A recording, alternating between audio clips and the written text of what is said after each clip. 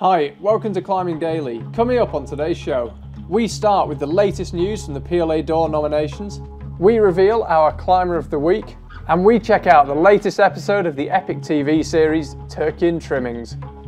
First up, the so-called big list of Piolet d'Or nominations has been released. This will then be whittled down to 6 for the final event, which takes place in Chamonix and Courmayeur between the 26th and 29th of March. This first list is divided into geographical regions, and even being on this is a major achievement.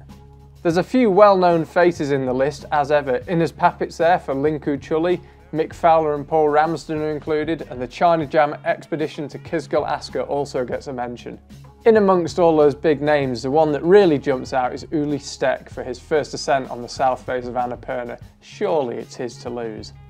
Up next, we've got a brand new feature on EpicTV where we name the climber who's impressed us most in the last 7 days. Somewhat surprisingly, it's called Climber of the Week.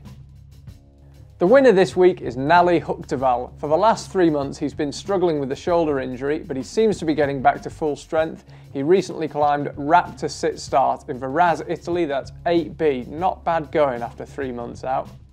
Congratulations, Nalle. Tune in next Friday to see who impresses us most in the next 7 days. To finish, we've got a snippet from the latest episode of the EpicTV series Turkey and Trimmings with James Pearson. He's gone a bit off script this week though, he's in Greece. See you next week.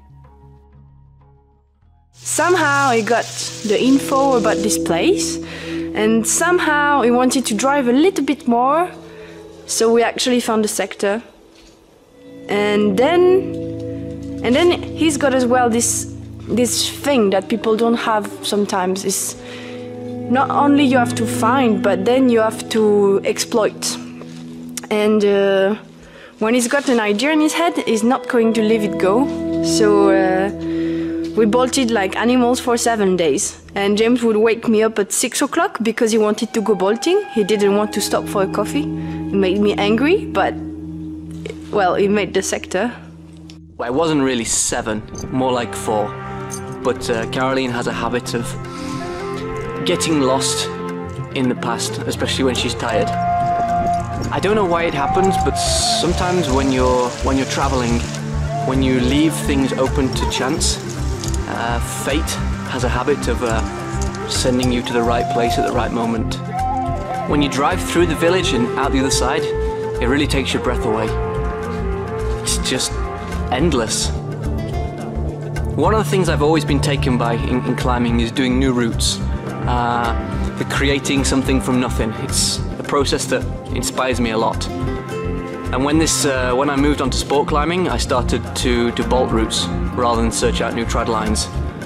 And for a long time now, I've been dreaming of finding not just a new line, but a new area, developing a whole sector. And well, that's exactly what we could do in Leonidio. We spend the first day just driving around, hiking in to visit a few different fillets, potential fillets, and seeing what would work best.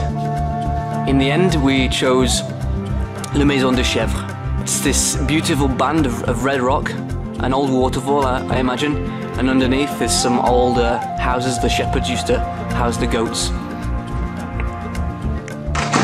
It's always difficult to imagine how something will be after it's equipped. To have this vision of where the lines go and what will work, what will not work, and what will be good and what will be bad.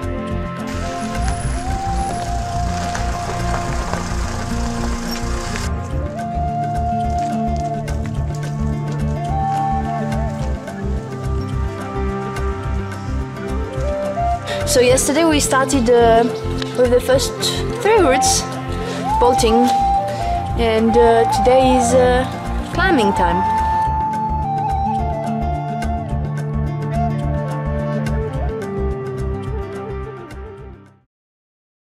Face team of Italian Simone Moro and German David Gutler have set off, and 2 of the 4-man Polish team, Tomek Makiewicz and